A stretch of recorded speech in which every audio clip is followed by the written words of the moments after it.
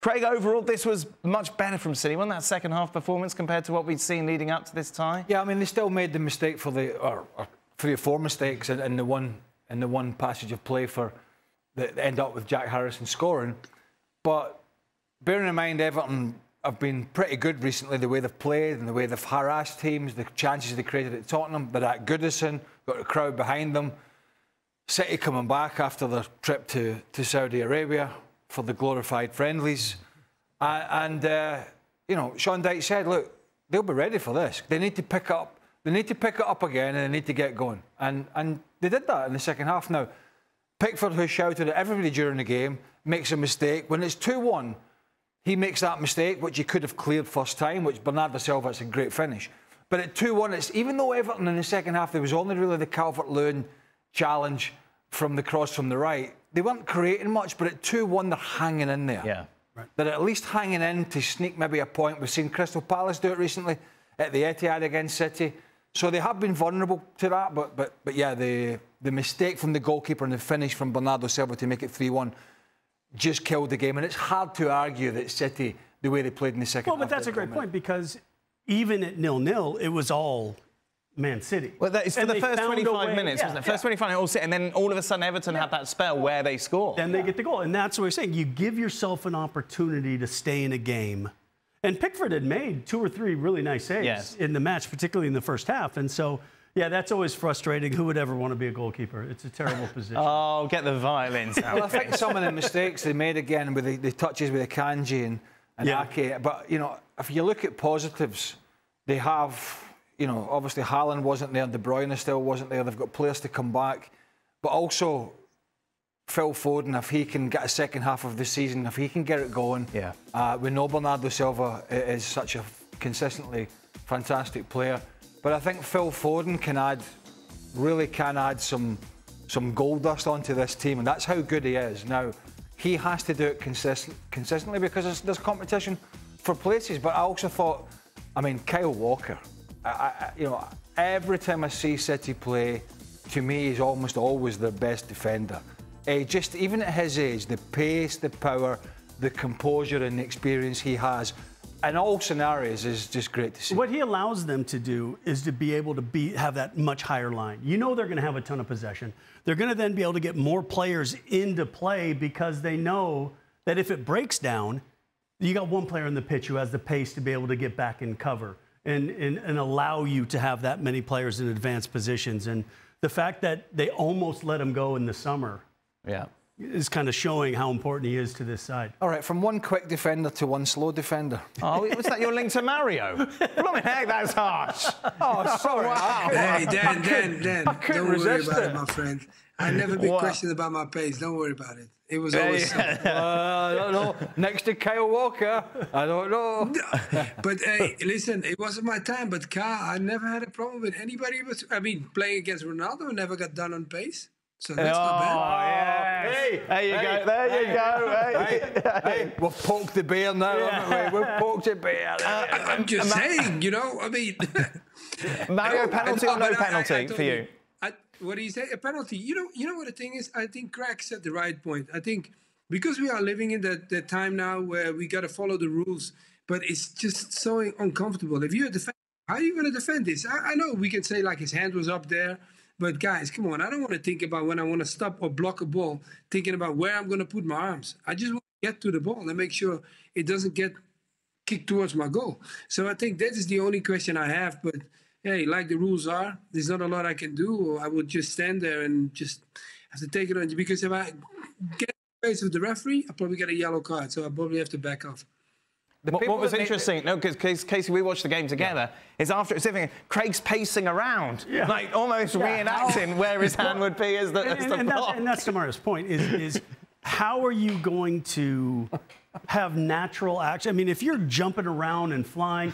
You're not doing it like this and trying to act. It's impossible. So I think the key, and it's been the issue that FIFA's had, is trying to find a level of consistency on what's going to be called and what's not going to be called. Because we all know in a week's time, that same thing could happen and it won't be called a penalty. In the current guise of the laws, it's a penalty kick, right? Whether we like it or not. And there are a lot of conspiracies out there already, particularly mainly on social media, which we should. I don't know why you look at that. Well, we should really ignore. But this is the kind of people that were, and there might be one or two of them watch this show. Who knows? That the referee, who did get surrounded to a certain extent by the City players, was influenced by that. But if you look closely at it, when the City players got round him a little bit, he was looking directly at his assistant for some help. So they worked together, whether we like it or not, on that decision. Look, what I'd like to see is the powers that be put everything to the side. As Craig mentioned, Phil Foden was excellent, of course, scoring the goal, just involved with everything that was good about City in that second half, Mario. How would you fancy trying to defend him when he's in this sort of form? I think Phil has that ability. Then I'm not sure if, I'm sure you guys have remembered when Rooney came up. You know, I always felt like sometimes you meet players that are aware of their surroundings, and I think Phil is one of those players. He sees things. He knows exactly where to pick up the ball. He knows exactly where he's dangerous. And I always say that, like, when a player is good, it doesn't only come on the skill that he possesses, but it also comes down on the reading, like knowing exactly what to do. I remember playing against, for example, when I was playing against Rooney, Rooney would drop off, and you would go like, why is he dropping off? Why doesn't he just go higher on the pitch and plays one against one? No, drop off because he could get on the ball. And Foden has the intelligence of being a young boy. And one thing is sticking to your belief, because, guys, coming into the City team, he was in and out in the beginning, and it was like a big question above his head. Will he be able to keep his calmness and wait for the right moment? Oh, he clearly did the right choice for himself in waiting, and now he's part of the team, and now he's showing why he's so important. So I think it's a great player to watch, and the way he's playing now, okay, I hope when De Bruyne comes back, it won't affect his game too much in the sense of like playing. But I hope that he already made a comment. He said, I'm learning so much from the guys like Silva. And I hope he just keeps on going, because those are the guys that see the game, play the game in a way that I think that will suit him even better. I'm glad the heat map wasn't around when I was playing. I'm presuming that arrow for the heat map meant that was the first half. I was a little bit confused, but there you go. There was a big red arrow on there. If there'd been one when I was playing, it would just have been in a centre circle. It's when they're attacking. Is when they're attacking? Yes, throughout the game. Because I was, as Mario was talking, I was sort of gallantly looking at that heat map going, there's a big red arrow, and I'm a little confused. Anyway. Thanks for sharing that. Well, if I'm confused, then I would imagine other people are confused as well, because I'm not easily confused. Right, apart from today. Good. He's a great player. If we take a look at the odds for Manchester... Oh, no more heat maps? No more heat maps, no. With regards to the Premier League title race, City are favourites. At evens, then it's Arsenal to Liverpool to Aston Villa. We were talking about this, you look at City's run, and every time we bring up City and their title chances, we talk about them going on one of their runs, as they've done over recent years. They've got Sheffield United now, they've got Newcastle away, they've got Burnley at home, they've got Brentford away, they've got Everton at home. It's a nice little run, isn't it? Well, that's only a 5-game run. Well, do you want me to keep going? Then you've got Chelsea, then you've got Bournemouth, and then you've got the Manchester Derby. You want to expand... Well, no, because previously when they've went on runs, it's been something like a dozen games. Yes, yeah. Now, that's a head start. You would imagine with that round of fixtures, you just never know. I mean, Newcastle a little bit backs to the wall, and they might get a reaction for the manager. But yeah, I mean, I think they were making so many mistakes prior to this Club World Cup and they have made mistakes in this game tonight, which they've got away with. But I'm not convinced that they're going to just blow everybody away this year. Do you think they're going to do enough? And I do think it is important. And there's a counter argument to say, well, you know, last year it was just Arsenal and City, and so they could look at each other. But I think it's better that there's at least one more team in there, and it's Liverpool. Villa or not? Villa won't. Better for who? For us. Yeah, most definitely. It's not better for City. No, it's not better. There's another runner in the race. It's not better for City. And indeed, it's probably a good thing for Arsenal in terms of last year. We were just looking at both teams and going, right, when are Arsenal going to falter? Yeah. What's going to happen? At least now everybody's going, wow, this could go any way at the moment. So I think it's really, really good for the neutral and for the Premier League. And I hope Villa stay up there. Yeah. I just don't think Casey they will. I don't see it. Right, Casey. Three-horse race. Yep. Percentages.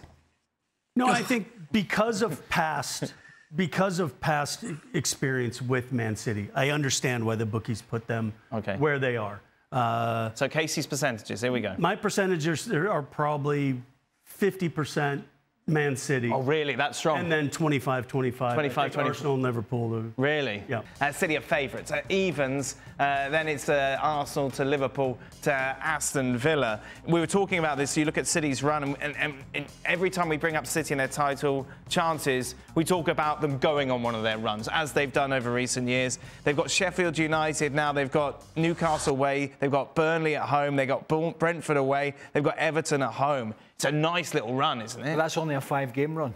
Well, do you want me to keep going? Then you've got Chelsea, then you've got Bournemouth, and then you've got the Manchester Derby. You want to expand? Well, no, because previously when they've went on runs, it's been something like a dozen games. Yes. Yeah. Now that's a head start. You would imagine with that round of fixtures, you just never know. I mean, Newcastle a little bit backs to the wall, and they might get a reaction for the manager.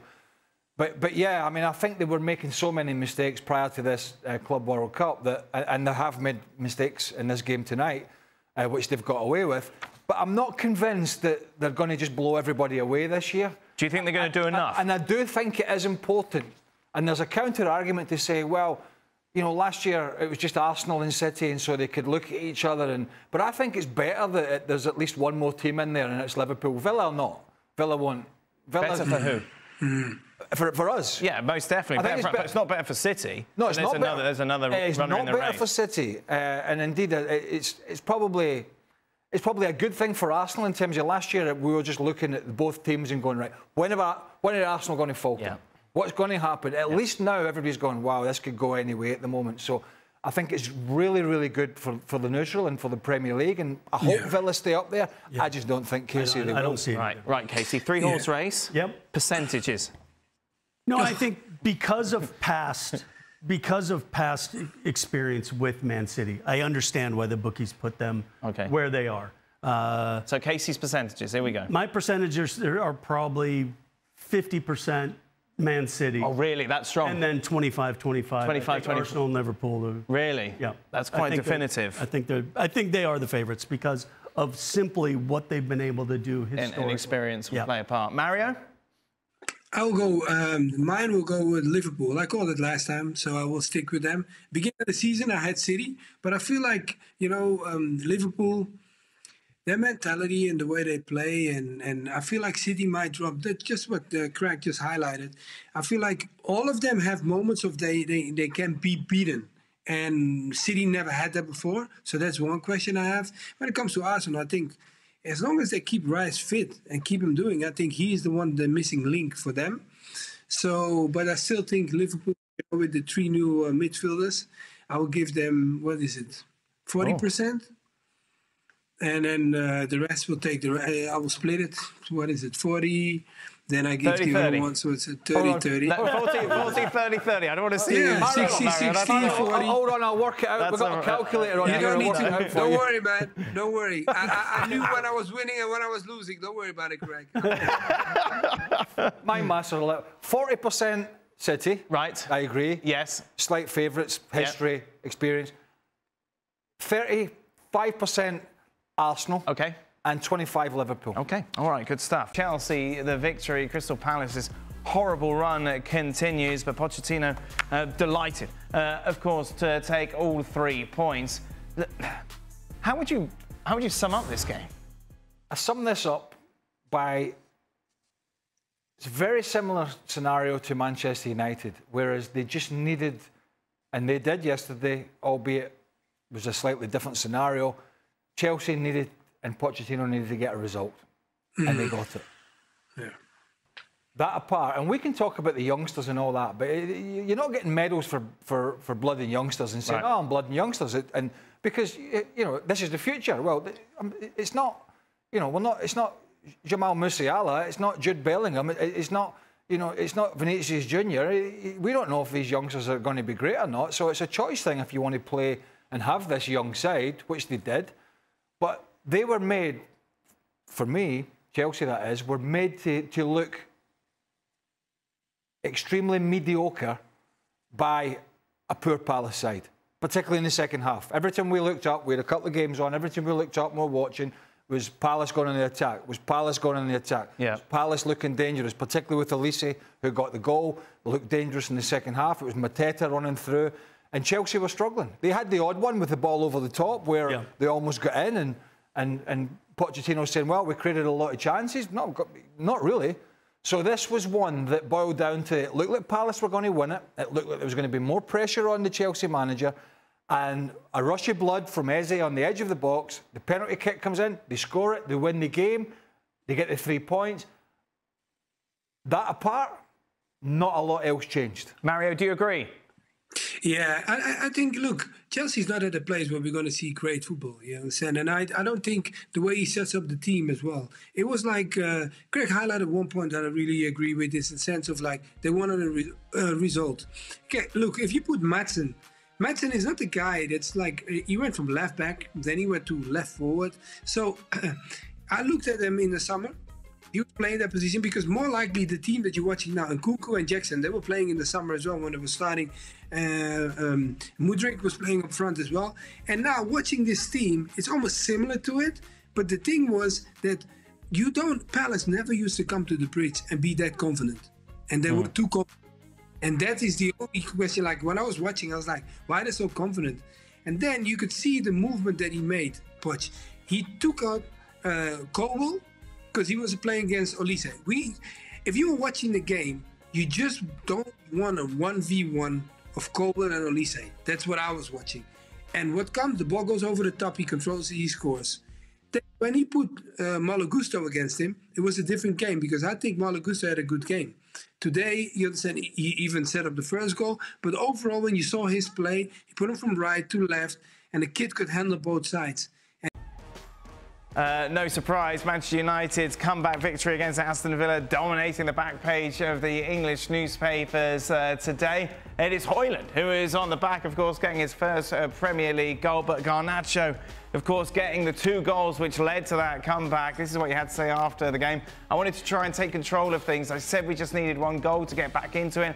I got that first one, it was offside, but as I said before, we never give up. So it was a case of scoring the first goal and keeping on pressing. It's one of the best days of my life. He's only 19, so he hasn't had many of them, but still, it's a nice one to remember. It's amazing, though, that, you know, and take nothing away from Højlund, he's a youngster, but, you know, I was thinking about it when we finished yesterday, in some sense, it's his job. Yeah. You know, to score goals. And they didn't pay buttons for him. They paid a fair amount of money for him. Now, people will say, well, as a youngster, he's this. It's gone Christmas before he scored his first Premier League goal. I mean, it's... I was going to try and steer the conversation about Garnacho and how important he could be moving forward. The headlines were all... Yes, and then I mentioned the fact that Garnacho scored 2 and then read his quote. And then don't put the papers up then. Well, it was just a reference point to get us to the quote, which you weren't listening to clearly because you decided to make a Højlund point of the papers. The quote was way too long. Say again? The quote was way too long. I thought that was the problem, yeah? Whenever it's more than a couple of lines, switch off to. Yeah. How good and how important could Garnacho be for United, Mario? Very. I think when we watch the game, the goodness about this young kid is his will and his hard working and the way he wants to achieve and play even better every time. And the key thing now comes down is like, imagine you have the balance right. You have a Garnacho and a Rashford. Then you got to worry about 2 players.